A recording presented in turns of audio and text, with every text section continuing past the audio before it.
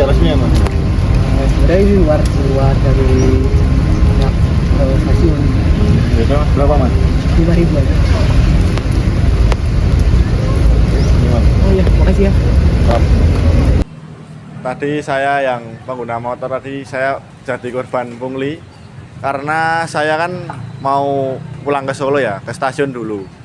Terus kan saya biasanya kan parkirnya ke parkir motornya kan biasanya di stasiun.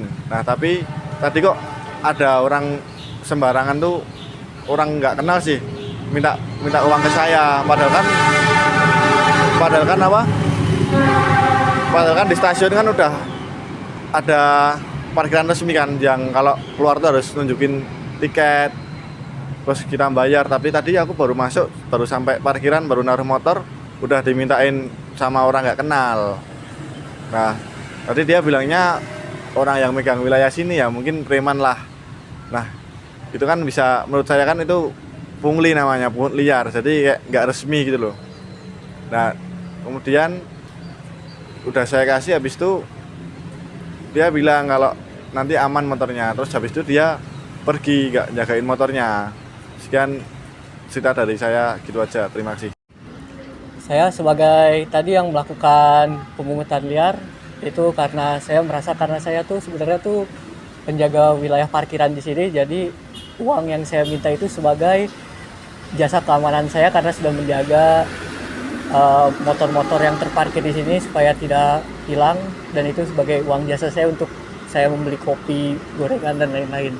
Jadi dari video tadi tersimpulkan yaitu orang yang terkena pungutan liar atau pungli adalah individu yang atau kelompok yang diwajibkan membayar sejumlah uang atau memberikan barang atau jasa tanpa dasar hukum yang sah.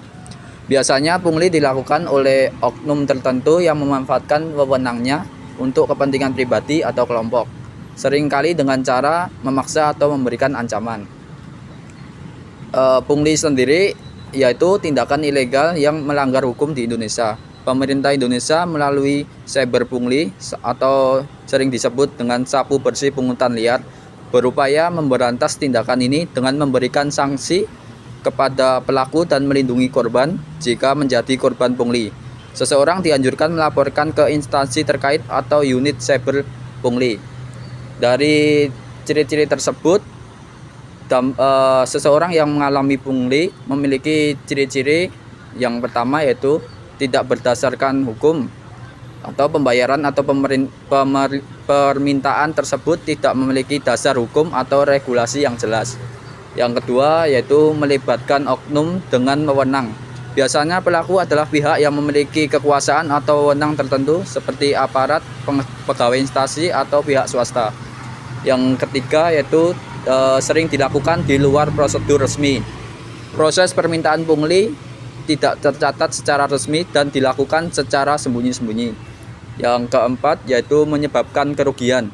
Korban merasa dirugikan secara material atau mental akibat pungli tersebut. Dari dampak video tadi, dampak pungli tersebut yaitu yang pertama kerugian finansial, yang kedua trauma psikologis terutama jika disertai ancaman, yang ketiga adanya kehilangan kepercayaan terhadap institusi atau pihak yang terlibat. Dari contoh kasus teman saya tadi yaitu membayar lebih untuk pengurusan dokumen resmi, membayar lebih untuk parkir yaitu senilai 5.000, padahal di satu stasiun itu biasanya ada tersendiri yang melakukan keamanannya, menjaga keamanannya itu tersendiri, bukan dari oknum-oknum yang nggak jelas dan merugikan masyarakat.